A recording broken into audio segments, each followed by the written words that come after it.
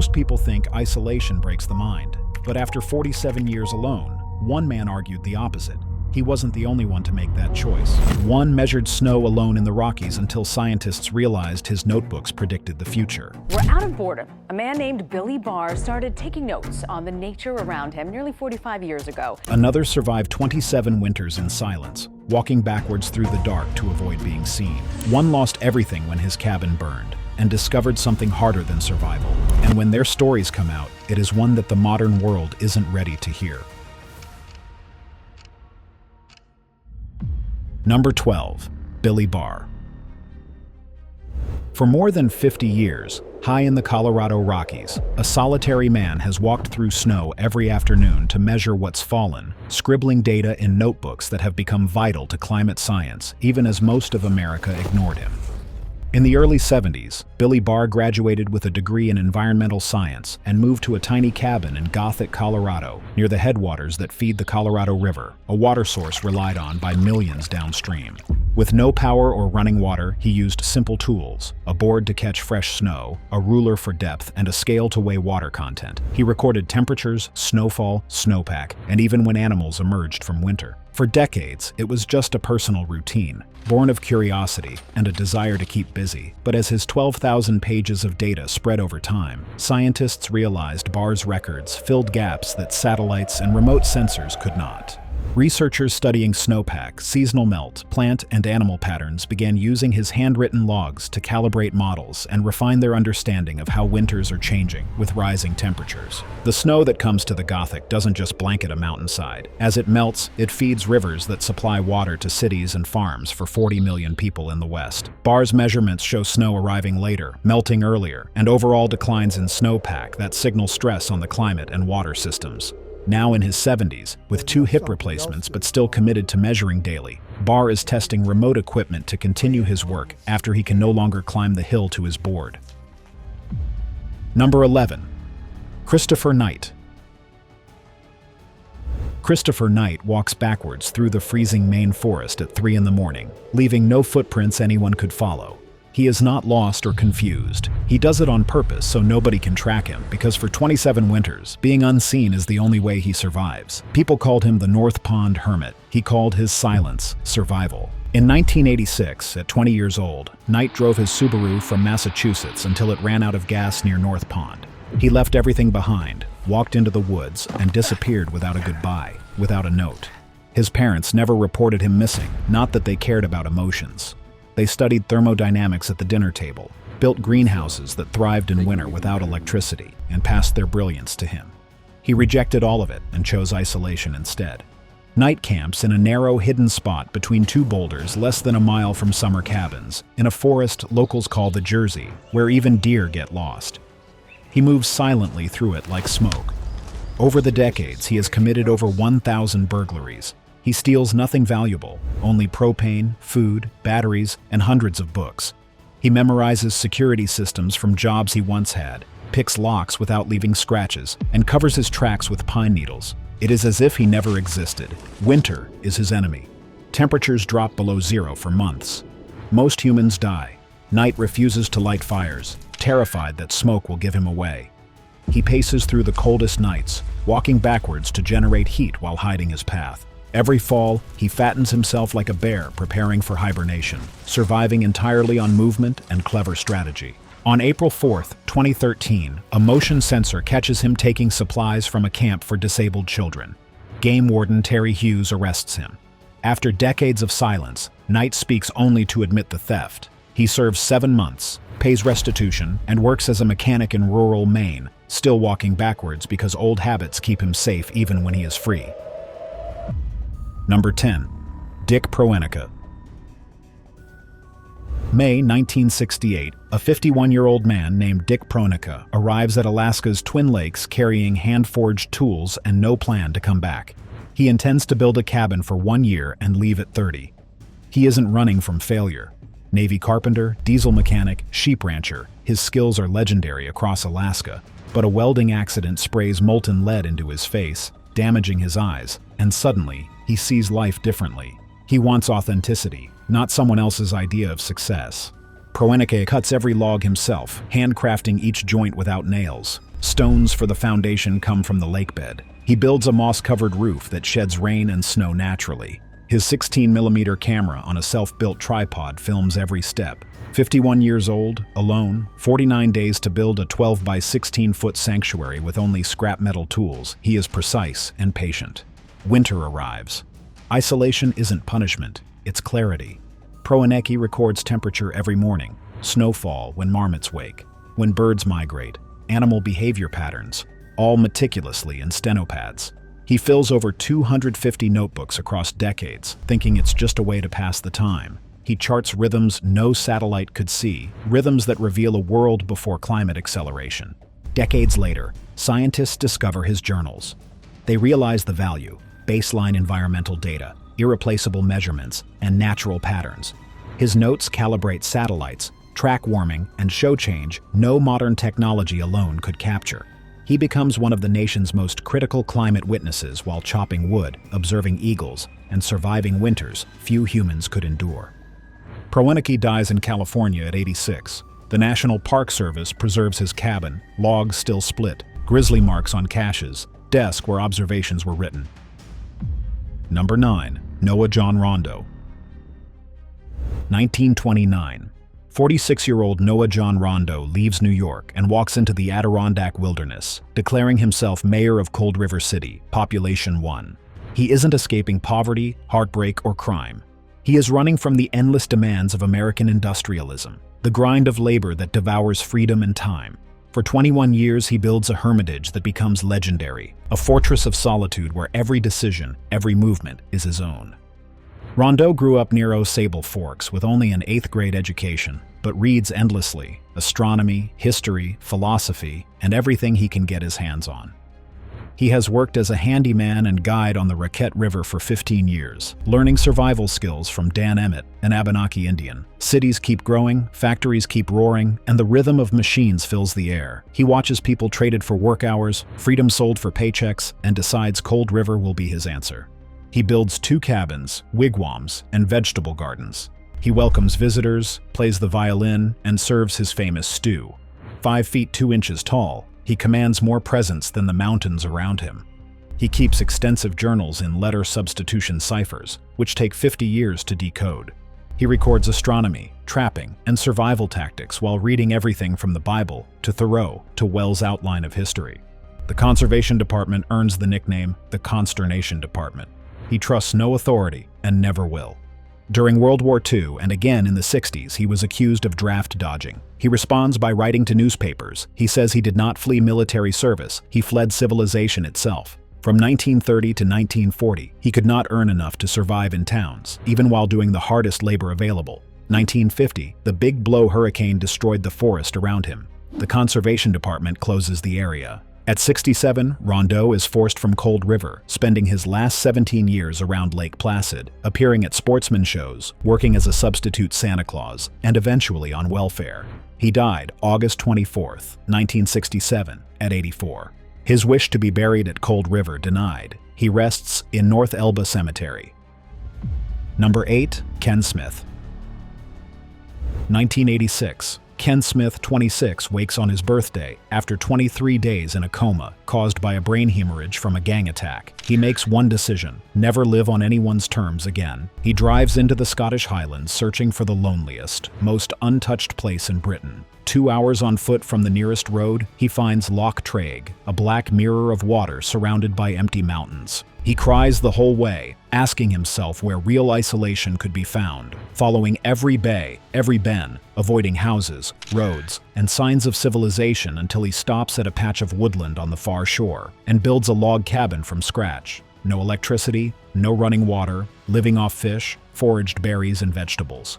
He grows himself, chopping firewood and washing clothes in an old bath outside. For 40 years, Smith survives what would kill most people in months. He experiments with wild wine from birch sap, holly, horseradish, and even pansies, storing gallons for his own funeral. He hauls 12-pound ferox trout from the deepest loch waters, records every observation in meticulous diaries, photographs every season, and studies the wilderness as both home and teacher. His rule is simple: if you must move through the wild in bad weather, never stop. Movement keeps heat in, stops disorientation, and keeps death at bay. February 2019, a stroke hits him in freezing snow. His GPS beacon alerts a Texas response center, notifying the UK Coast Guard. He is airlifted to Belford Hospital. 1 year later, a log pile collapses on him. Again, the beacon saves him. Minor injuries, but alive.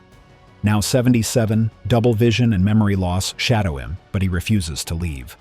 A volunteer brings food parcels funded by his pension, but Smith insists on staying, saying the final days will come when they come. Filmmaker Lizzie McKenzie follows him for 10 years, making Hermit of Traig, winning the Glasgow Film Festival Audience Award. Number 7. Daniel Swellow. Daniel Swellow drops his last $30 into a Pennsylvania phone booth and vanishes into the Utah desert, never touching money again. 15 years pass. No work, no barter, no government assistance, no tricks. Every cent is gone. Daniel proves survival doesn't need cash. Money isn't food, shelter, or water. It's addiction disguised as necessity, chains we wear without remembering we fastened them ourselves. Born Daniel Schellebarger in Arvada, Colorado, he grew up in a strict fundamentalist Christian household. College and Peace Corps missions, women's shelters, Buddhist monasteries, none ease the emptiness gnawing at him. Degrees in anthropology and philosophy do nothing. In autumn 2000, he abandons cash and disappears into the canyons near Arches National Park. Ranger patrols evict him from caves, but he moves, packs a foam pad, a tarp, a sleeping bag, and adapts. Each cave shields him from rain, wind, and snow. Food comes from wild onions, watercress, prickly pear, service berries, pine nuts, roadkill venison, and even slightly bruised supermarket mangoes. No illness, no spoiled food mishaps. Every meal eaten with bamboo chopsticks, he makes himself. Survival requires less than 20 hours a week. He spends the rest reading discarded books, hiking, and contemplating. Baths in cold creeks without soap, clothes scavenged, formal wear cycling through seasons on a trash-built bicycle. Locals either revere him as a kind of Jesus or fear him as something darker. He is neither. He is testing whether teachings like Matthew's gospel can be lived literally. Seek first the kingdom, and everything else will follow. He changes his surname to Suelo, Spanish for soil, the foundation of growth. Critics call him a parasite. He agrees. Humans are detritivores in nature's decomposition system. Nothing more, nothing less. Documentaries, a book, and a blog called Zero Currency follow him. He lives between Moab and Alaska now, 63, moneyless. Number 6. The Man of the Hole. Deep in Brazil's Rondônia, a man becomes the last of his tribe after decades of systematic slaughter by ranchers when they were clearing the Amazon for cattle. In 1995, illegal miners massacred the final 6 survivors, leaving only him alive. He digs deep holes in every hut he builds, 6 feet down with sharp stakes at the bottom. Nobody knows why. He never speaks. He disappears from the world for 26 years, refusing all contact, moving silently through a forest nobody else dares enter. In 1996, Brazil's indigenous agency, FUNAI, found clear evidence of violence, destroyed villages, bulldozed huts, and abandoned land. In response, the government fenced off 8,000 hectares and declared it the Tanaru Indigenous Territory. Even so, the protection was weak, especially in areas where armed land grabbers wanted the forest. In 2009, gunmen attacked the area. He survived the assault, and investigators later found spent shell casings at the scene. From then on, he lived entirely on his own. He grew corn, manioc, papaya, and bananas in small garden plots and relied on his hands alone to survive. He hunts with bows and arrows that he crafts himself. He builds straw huts and relocates constantly, leaving only deep holes behind, 50 documented over decades. Each hole is a signature, a mystery. He keeps small items, carved arrowheads, calabashes for water, dried nuts, and resin torches. Everything he makes is temporary, always ready for the next move. In 2018, FUNAI released footage. He is healthy, chopping trees with an axe, showing the world that uncontacted tribes still live. Evidence that genocide continues even in the 21st century. August 24, 2022, FUNAI agent Altair Jose Alguer finds him dead in a hammock outside his hut. Bright macaw feathers are arranged around his body. He prepared for death, accepted it, roughly 60 years old, the last of his people. Number 5. Stephen Fuller. When Yellowstone closes for winter, almost everyone leaves, but one man stays. Stephen Fuller has spent 50 winters alone, watching the park turn into a frozen kingdom of silence and snow. 14,000 sunrises, each one different, each one holding more meaning than the last. He went into isolation because cities never felt like home after years of wandering Africa, Europe, and Asia. Crowds and noise made him anxious. The wilderness promised clarity. 1973. Fuller is the only applicant for winter keeper, $13.25 a day. Instructions clear. You'll be snowed in by mid-November. Don't leave until mid-April. Fuller understands perfectly. He loves the cold, the quiet, the challenge of surviving without anyone nearby. His job is brutal, clearing hundreds of inches of snow from 68 cabins, 4 dormitories, the main lodge, and smaller buildings. Roofs could collapse under the weight. Temperatures drop below -30 Fahrenheit. Whiteouts last for days. Snowmobiles break down 40 miles from the nearest road. Death is always an option. He skis between buildings, carries ladders, and chops wood. Nearest neighbors are 18 miles south at Yellowstone Lake. Another winter keeper at Old Faithful. Otherwise, isolation is total. Roads unplowed. Phones unreliable. He brings his wife Angela, and eventually his daughters, Emma and Sky, homeschooled in the wilderness. Fuller's gift isn't just surviving, he photographs everything. Wolves howling at night, bison trudging Yellowstone River through snow, frozen geysers creating misty ice crystals. The Grand Canyon of Yellowstone sits 600 meters from his window. Over decades, he documents changes nobody else sees. Warmer winters, shrinking wetlands, dying whitebark pines, longer fire seasons. His records informed climate science without him meaning to. May 2025, Fuller retires at 51 years, the longest-serving winter keeper in Yellowstone history. Number 4. Ho Van Lang.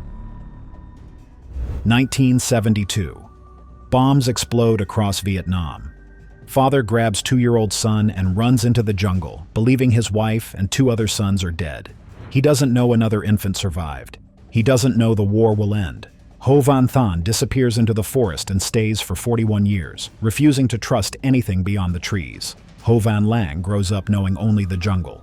Father teaches survival, hunting with bows and spears, climbing trees, making fire, building tree houses 20 feet high, growing corn, cassava, and sugarcane. Clothing is bark, knives and cooking tools fashioned from scrap metal, even aluminium from a crashed American helicopter. Numbers beyond 10 are just more than 10 are a lot. There are no schools, no friends, no women. Civilization doesn't exist. The forest is all. Lang's brother, Ho Van Tree, survived the bombing and found them decades later. Visits occasionally, urging return. Father refuses. War continues. The jungle is safer. Tri becomes the only connection to a world Lang cannot imagine. 2013. Thon falls ill. Tri convinces them to leave. Lang is 41, has never seen a woman, and never understood sexual differences. Civilization overwhelms him. Cars move too fast. Lights at night mesmerize, and television is magic. Animals as pets confuse him. Everything in the jungle was food or danger. He struggles to comprehend the ordinary world. Thon died 2017. Lang died September 2021, liver cancer. 52. Only 8 years in civilization after 41 years in the wild. Some blame food, alcohol, and modern stress. Number 3. Gregory Smith. A 10-year-old boy walks into a building with his mother, thinking they're visiting an aunt. She leaves him there. It's an orphanage, Catholic, where punishment replaces love. She never explains, never comes back. That betrayal becomes a shadow that follows him for decades, pushing him into the streets, into bottles, into homelessness, and eventually deep into the Australian rainforest, eating bats, worms, and lizards, surviving off whatever the jungle offers. That boy becomes Dr. Gregory Smith. His warning? Rock bottom isn't the end. Sometimes it's the start.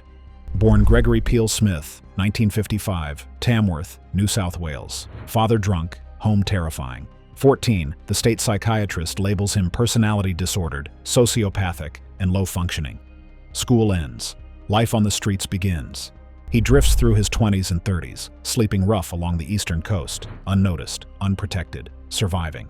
1989, age 35. Walks into Goonangary National Park near Byron Bay. The first time he feels peace. One night becomes another, then weeks. Rainforest becomes a classroom. Lava rock camps. Constant roaring fire. Sleeping on ferns. No shelter. His food, anything catchable. bats from slingshots made of t-shirts, snakes, lizards, insects, worms, and grubs. Eventually, he bartered for vegetables, odd jobs for supplies. Calls himself Will Power, becomes a legend. Some whisper Jesus, others whisper fear. He is neither, just someone broken, learning to survive alone. 10 years pass. 1999, emaciated and close to death, emerges. Gives society another chance. Community college, certificate in information technology, then TAFE, Southern Cross University, Sociology 48, essays by candlelight on Surfers Paradise Dunes while homeless. Graduated with first-class honors in 2007, PhD follows, becomes Dr. Gregory P. Smith. University lecturer, 2016, today 70. Senior lecturer, published books, Order of Australia Medal for Homelessness Advocacy. Married, father. Survival taught him skills. Education taught him purpose. Now he teaches others. Rock bottom isn't the end. Sometimes it's a foundation. Number 2. Agafia Lakova. 1936. Karp Lakov sees Bolshevik soldiers shoot his brother in front of him. That day, he, his wife Akulina, and their 2 young sons vanish into the Siberian taiga, the endless forest stretching farther than anyone thought humans could survive. They are Old Believers, a strict religious group persecuted since 1666 for refusing to follow the Russian Orthodox Church's reforms. The forest becomes their shield, hiding them from a world that would destroy them. They disappear for 42 years. 2 more children are born in total isolation, Dmitry and Agafia. The younger kids never see cities, roads, or factories. They grow up believing Stalin still rules because that is all they know until 1978, when geologists find the family. Helicopters spot a tiny vegetable garden 250 kilometers from the nearest settlement. Impossible, yet there it is. The Lykovs live in a single-room cabin blackened by decades of rain and smoke, window the size of a backpack pocket. Inside, a spinning wheel dragged hundreds of miles decades earlier rests beside pots made from aluminium, salvaged from crashed helicopters. They never taste salt until scientists offer some. After the first bite, they can't refuse again. Akulina dies in 1961, starving herself so her children will have food. Later, 3 more children die. Savan and Natalia in 1981 from kidney failure caused by harsh diets, and Dmitry from pneumonia after refusing medical evacuation. The Old Believer faith forbids interfering with God's will. Karp dies February 16, 1988, exactly 27 years after Akulina. Agafia buries him on a mountain slope with the geologist's help, then returns to the cabin. The forest is her home. She tends goats, chickens, and vegetables, chopping firewood herself despite arthritis. She speaks an ancient dialect, calling clothes lopatinka instead of odejda, mushrooms putiki instead of gribi, words frozen from the 17th century. At 80, Agafia still refuses to leave. Number 1. River Dave. 27 years. That's how long David Lidstone, known to locals as River Dave, built a life along New Hampshire's Merrimack River, chopping firewood, tending a garden, and sharing stories with kayakers who drifted past his cabin. He claims the previous landowner gave him verbal permission to stay. Nothing was ever written. The new owner disagrees. On July 15, 2021, at age 81, Lidstone is jailed for civil contempt. The judge offers a choice: leave the cabin and get released. Lidstone refuses. "I'll sit here until I rot," he says. His warning? Maybe what we avoid is exactly what we need. The cabin was his world. Solar panels on the roof, a garden outlined with logs, berry bushes, water from the river, and a 2-level A-frame filled with hanging pots, curtains, and makeshift furniture. Porch footstool made of stacked beer cans, wood stove converted into a beehive, pulley system for clothesline. Every corner crafted for survival, every inch personalized. Home. August 4th, while Lidstone sits in jail, fire destroys it all. Officials believe it started accidentally during demolition prep. 27 years of life vanish in smoke and ash. State releases him the next day, reasoning that without the cabin, he has less reason to return. Something unexpected happens. The story goes viral. Fundraising explodes. Over $200,000 pour in. Land offers arrive from California to Maine, with at least 20 different parcels. Tech billionaire Alex Karp donates $180,000 alone. The hermit nobody wanted becomes the hermit everyone wants to save. At first, Lidstone plans to rebuild, find new land, start over. but he changes his mind. I can't go back to being a hermit. Society won't allow it. People will visit every weekend. Maybe that's okay, he admits. He reveals something deeper. I grew up never hugged, never kissed, never close to anyone. Someone asked if I ever loved my wife. Shocked me. Realized I never loved anyone before. That's why I was a hermit. Now I see love expressed that I never had. If you enjoyed it, make sure to click on the cards on the screen now. Thanks for watching. See you in the next one.